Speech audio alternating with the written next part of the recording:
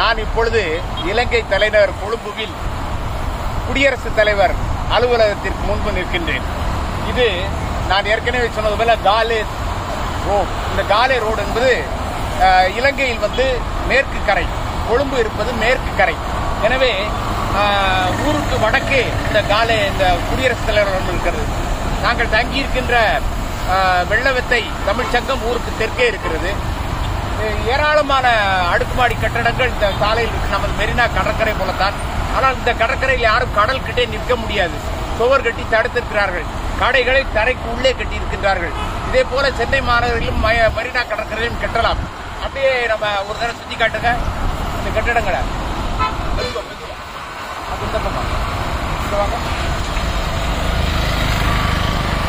கடற்கரையில பிரமாண்டமான ஏராளமான வெள்ளித்தர விடுதிகள், கொழும்பு கடற்கரையில் வரிசையா கட்டடங்கள், தெற்க வரைக்கும் பிரமாண்டமான கட்டடங்கள். ஒரு தடவை இந்த ரோட்ல நடந்த கொழும்புக்கு வந்தீங்கன்னா இந்த ரோட்ல நடந்து பாருங்க.